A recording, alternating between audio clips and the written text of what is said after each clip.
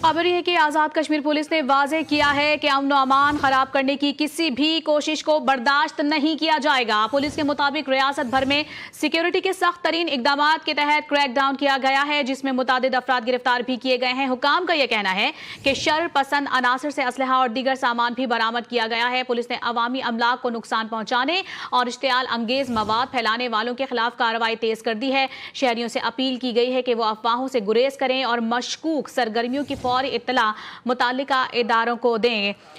इसी पर गुफ्तगू करने के लिए सरदार अब्दुल रज़ाक साहब हमारे साथ मौजूद हैं। आज़ाद कश्मीर अफेयर के सरदार अब्दुल रज़ाक साहब हमारे साथ मौजूद हैं, उनसे इस पर कमेंट लेंगे। सर, आप क्या कहेंगे? अब तो कानून नाफिज करने वाले इदारे भी काफ़ी ज़्यादा मुतहर्रिक हो गए हैं इस खबर के बाद। है कि आज़ाद कश्मीर पाकिस्तान एक तहरीक आज़ादी कश्मीर के एक बेस कैंप की हैसियत से और पाकिस्तान के एक दफाई किले की हैसियत से बहुत ही सेंसिटिव इलाका है। इस इलाके में पिछले कोई साल डेढ़ साल से इस तरह की कुछ सरगर्मियाँ चल रही थी और पहले तो यूँ लग रहा था जैसे कुछ शायद अवाम के कोई मसले और मसाइल हैं जिनको एड्रेस करने की हुकूमत पाकिस्तान ने भी हुकूमत आज़ाद कश्मीर ने कोशिश की, लेकिन आहिस्ता आहिस्ता चल के जो असल अज़ाइम थे उस ग्रुप के वो सामने आए जब यहाँ अमन अमा को खलल डालने की कोशिश की गई, दहशतगर्दी की कार्रवाइयाँ करने की कोशिश की। इसलिए जो मूवमेंट थी उसके दौरान कत्ल वारत की गई ढीर को चनाटी में, जफराबाद में, डडियाल में और बाकी जगहों पे बहुत ही पुरशद्दत कार्रवाइयाँ की गई, जिसमें कई लोग और सरकारी अफसरान और पुलिस के मुलाजिम भी हैं वो शहीद भी हुए। तो उसके बाद अब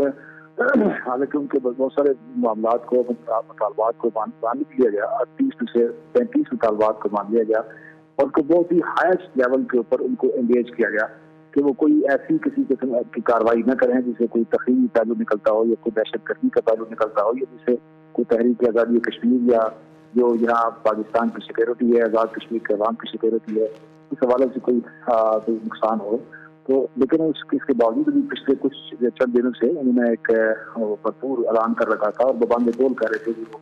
आज़ाद कश्मीर में जो इलेक्शन प्रोसेस है उसको वो डीरेल करेंगे और वो कोई इलेक्शन नहीं होने देंगे जब तक कि उनका मुतालबा जो बिल्कुल ही नाजायज और गैर कानूनी मुतालबा है कि किसी भी जो सीट्स हैं उनका फैसला सिर्फ या आइन में अमेंडमेंट का जो फैसला है वो सिर्फ पार्लियामेंट कर सकती है, तब्दील कर सकती है। अच्छा सरदार साहब, सॉरी टू इंटरप्ट, लेकिन डे फर्स्ट से आप इन तमाम तर सूरत हाल पर नज़र भी रखे हुए होंगे और ये जो सरगर्मियां हैं इनकी ये पहले से ही जारी होंगी, लेकिन आपको क्या लगता है कि ये जो अब फैसला किया गया ये पहले ही कर लेना चाहिए था? मेरा ख्याल है ये बिल्कुल बहुत पहले कर लेना चाहिए था, क्योंकि इनके अज़ाइम की आज से नहीं है, पिछले डेढ़ साल से जो सरगर्मियाँ थी, जो कार्रवाइयाँ थी, उनसे तशद्दुद का पहलू निकलता था, नफरत अंगेज और बड़ी ही ऐसे सरगर्मियाँ थी और ऐसी तारीफ की जा रही थी, ऐसी इश्तिहाल तारीफ की जा रही थी जिससे यहाँ आज़ाद कश्मीर का माहौल जो है वो ख़राब किया जा रहा था। और अभी तो तरक्की चैलेंज उन्होंने पेश कर दिया था आवाम को कि वो उनको वोट का हक इस्तेमाल करने की इजाज़त नहीं देंगे और जो इलेक्शन कमीशन है, ये जो एडमिनिस्ट्रेशन है, उसको इलेक्शन का प्रोसेस जो कवर करने नहीं देंगे। तो ऐसे में ये बिल्कुल ज़रूरी था कि इस तरह की जो दहशतगर्दी की कार्रवाइयाँ हैं उनकी रोकथाम की जाए और आवाम को सिक्योरिटी फराहम की जाए, उनको एक पीसफुल माहौल फराहम किया जाए कि वो अपने राइट टू वोट है उसका हक जो है वो इस्तेमाल कर सकें।